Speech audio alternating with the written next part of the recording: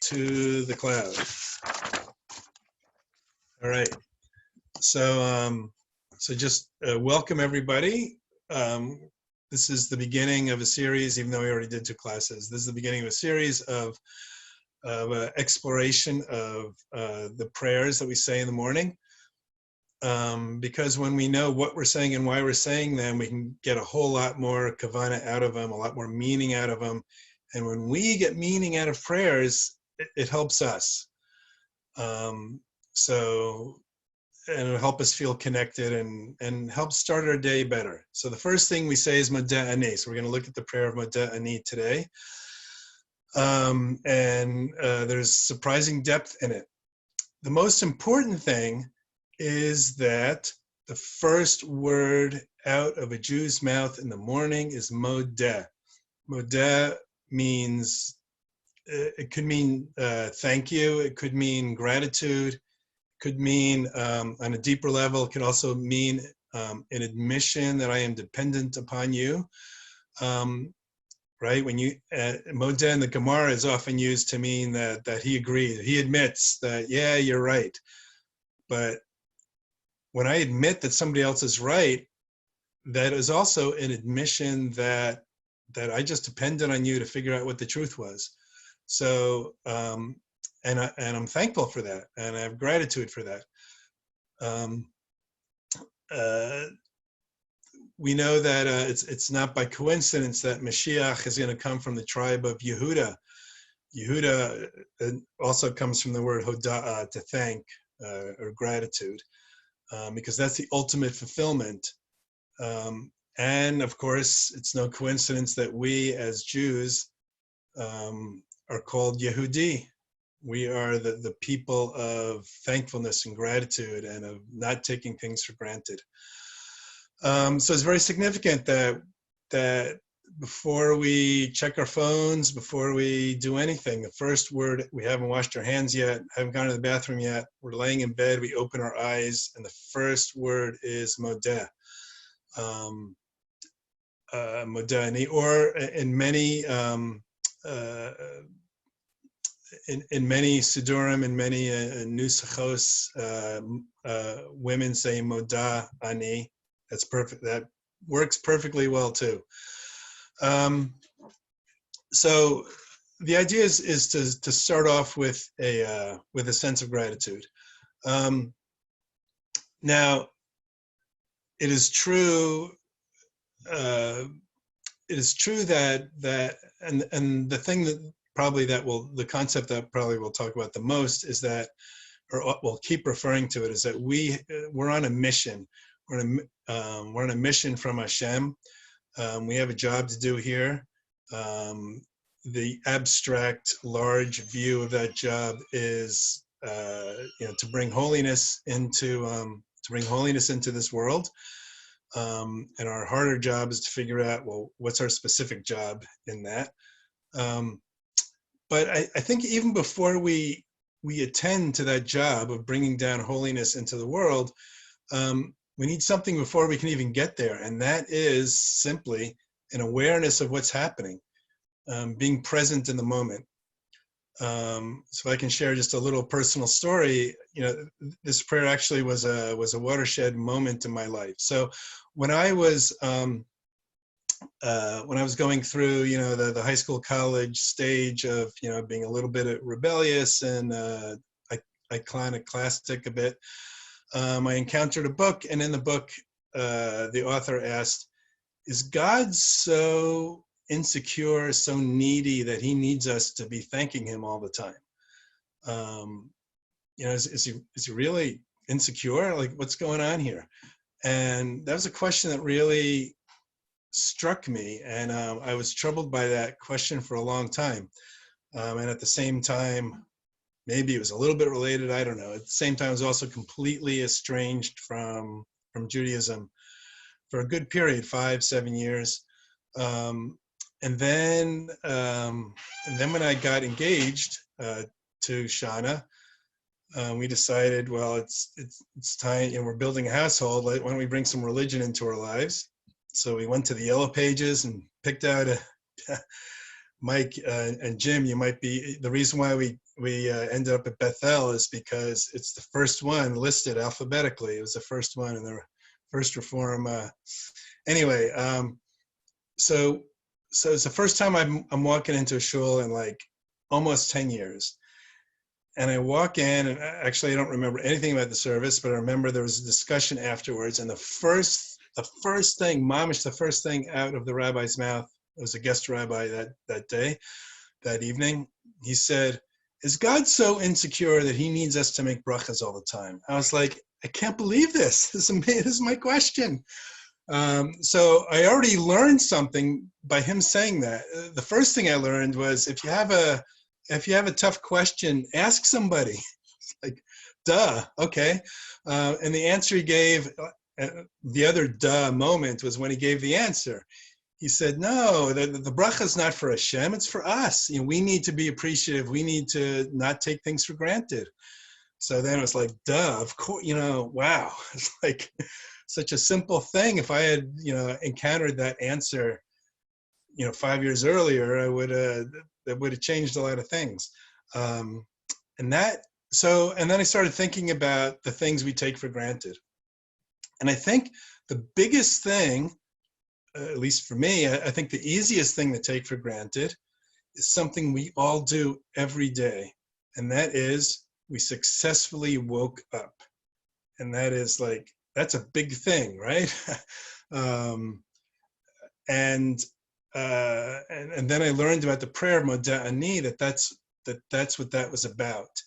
So that really, I think, helped get me started learning Judaism as an adult, was this whole realization that brachas are, you know, in part to help us not take things for granted, to help us to live in the moment, or to not live in the moment, but to be present in the moment, and to, I had a third thing, I forgot, whatever. All right. So all beginnings are important. So how do we start our day? We start our day with this, I'm going to use this cute little phrase, attitude of gratitude.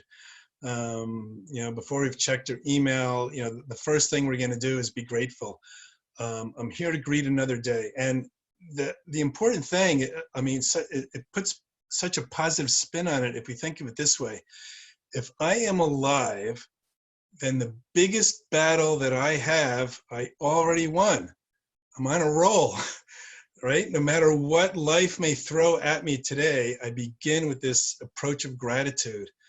I'm alive, I'm on a roll. Here we go. Life, you know, look out, here I come, because I'm still here. And it's very significant that the second word we say is ani. For those who know Hebrew, right? It's 100% perfectly valid that we could say ani modeh, or we can say modeh ani. So it's very significant that the first word out of our mouth is not I, me. You know, we want to reject this idea of self-centeredness. We say modeh first, and then we say ani. It's not all about me. And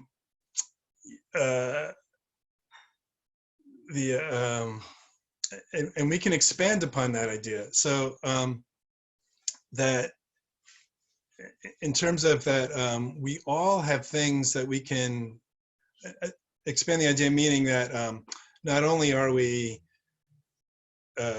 grateful that we woke up successfully, but we all have other things to be grateful for. You know, a spouse, the fact that, you know, we're living in a house, we're living in houses and not on the street. I mean, all kinds of things for most of us that we can be grateful for. So that's a practical and psychological level. I think on a spiritual level, there's an idea that if we can express, if Hashem sees that we're appreciative in our by way of our brachas, that we're appreciative of the things we have, then Hashem in turn is going to help empower us and give us the potential to have, you know, the best day we've ever had. On the other hand, you know, if we wake up self-centered, then we're guaranteeing that we're going to have a grumpy, cranky day. and I think another important thing to remember is that being grateful is not an emotion so much as it's a decision. So we need to wake up with the decision that we are going to be thankful and happy. And when we do, Hashem is going to help us with that momentum. There's a famous Gemara that says that Hashem helps us go where we want to go. For those who know the Bilam story, right? At the beginning, Bilam says, should I go and curse the Jews? And Hashem says, no, don't go. And then he asks again. And Hashem is like, fine, you want to go? Go ahead. So if we're determined to have a cranky day, Hashem will let us have it, or at least let us have a cranky day. But if we look for blessings during the day, Hashem will help us find them. So after I decide to become grateful, then I can talk about me. And among other things, one of the things I am grateful for is that I am me. I'm grateful for who I am. I'm distinct. I'm one of a kind. I am the only person like me in the whole world, and my wife will attest to that. I'm grateful that I have a unique mission, and I'm grateful that the world still needs me. We talk about the idea that there's nothing extra in this world. So if the world didn't need me, or let me put it on you, if the world didn't need you, you wouldn't be here anymore. Hashem's expecting something out of you. Somehow you fit into Hashem's plan, and that's why you're still here. You're not done yet. So we are grateful that we have been given the power and the mission and the unique talents, whatever they may be. I think there's a line in the Rosh Hashanah davening that sort of hints at the idea that there never was anybody like me and there never will be anything like me. I am like way unique, meaning all of you are way unique, and we have unique talents to shape the world. And that connects in with the next word, the third word, lifanecha. Lifanecha, I am thankful to be before you. The idea is that we're not just on a mission, but we're on a mission from the highest source possible. We're on a mission from Hashem. Hashem is the one who placed me in the world to fulfill some sort of mission, to be involved in Tikkun Olam, doing something like that. And that's why I'm happy and grateful. It's not just some guy off the street that asked us to do something. It's Hashem that asked us to do something. So that makes me happy because of that connection. And not only that, but again, going back to psychology, going along the lines of Viktor Frankl's theory. I know that the Rebbe boosted Viktor Frankl, and I know that Rabbi Jonathan Sachs talks a lot about Viktor Frankl. This whole idea, he wrote that book, Man's Search for Meaning. It grew out of his experiences. He's a Holocaust survivor, and he was a psychologist.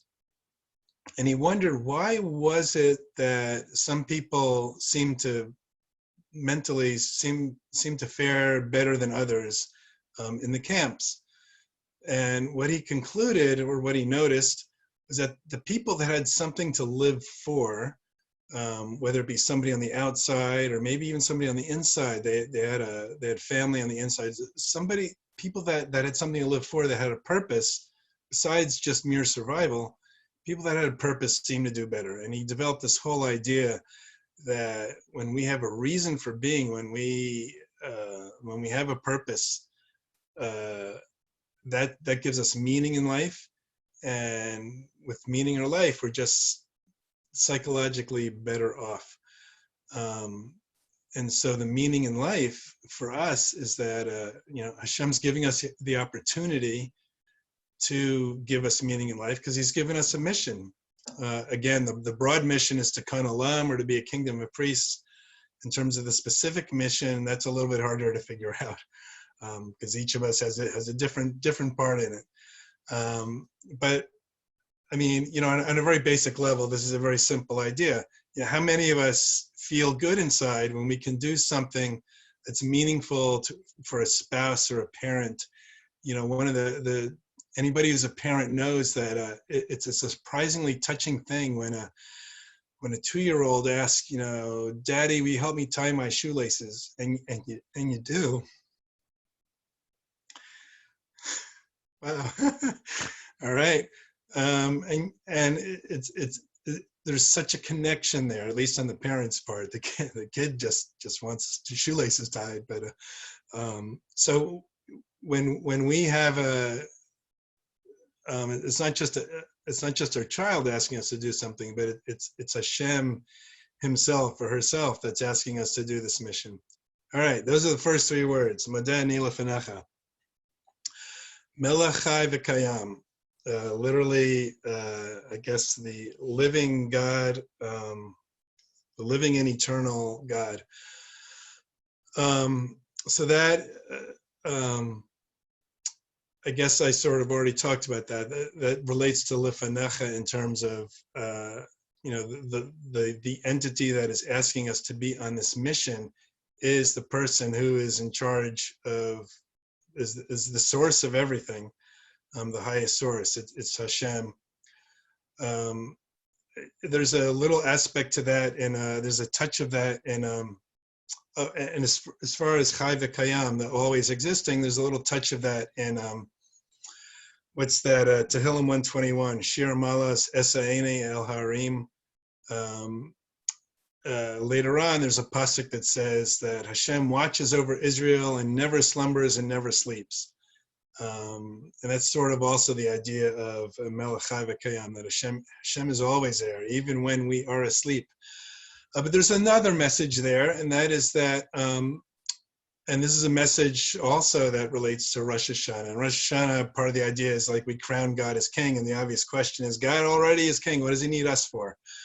But a king is a king when subjects listen to him. The manager of a baseball team really isn't the manager unless the players listen.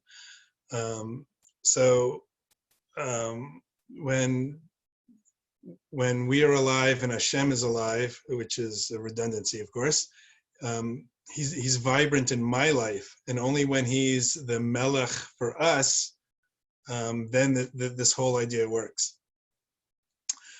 All right, Shehachazarta bi nishma si, which literally means, what does it say here? You have mercifully restored my soul within me.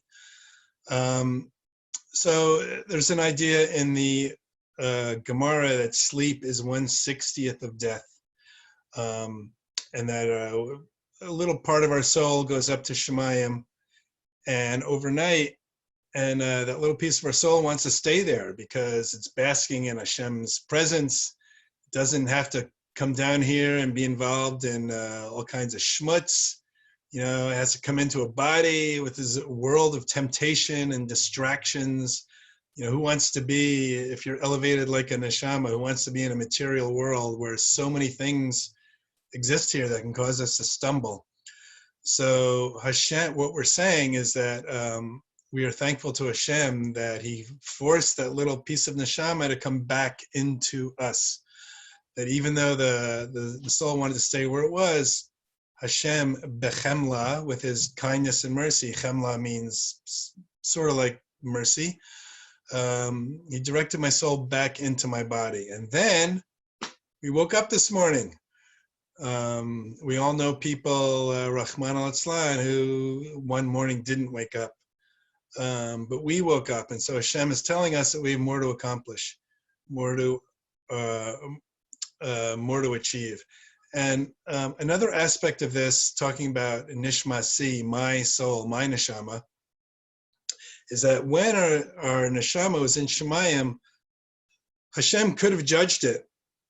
How am I doing? How did I do yesterday? I'm sure we can all think of something that, something that was not great that we did yesterday, even if it was just, wasting time. Time is a really precious thing, and wasting it, killing time is a terrible thing to do. And rather than judge us, Hashem was merciful and sent it back. Or maybe you could say, Hashem judged with mercy and sent it back. It's sort of like there's the guy who goes by the storekeeper and says, I'm a little bit short of money. Can you give me a little bit of credit? I'll pay you back. And then he comes by next week and he says, I'm late for my paycheck. Can I borrow a little bit more money? I'll pay you back. And he keeps doing that every week. And in a sense, that's what we do with Hashem every day, right? Like for those of us who did not have a perfect day, and no day is perfect, at least in my life, no day is totally perfect. And we still keep asking for Hashem, give us another day, give us another day. And every Rosh Hashanah, give us another year, give us another year. And Hashem keeps doing it. So there must be a lot of mercy going on there, and there must be a lot of mission that we must be doing.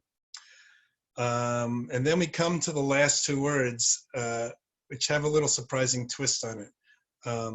Rabbah emunasecha, which means your faithfulness is great. And what it means is that while we begin the prayer with an attitude of gratitude in Hashem, we end by acknowledging the fact that Hashem has great faith in us. And I think that's a wonderful, empowering message, as well as a nice symmetric bookend, so to speak.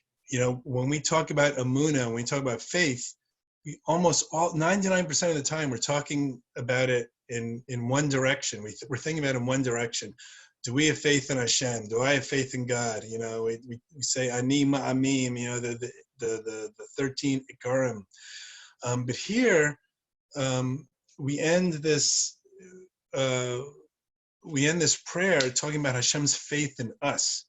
It's simply, and if we think about it, it makes sense. Simply by virtue of the fact that we woke up successfully, we opened our eyes and we're greeting the day, and that we have breath and that we have a heartbeat, it means that Hashem has faith in us for today.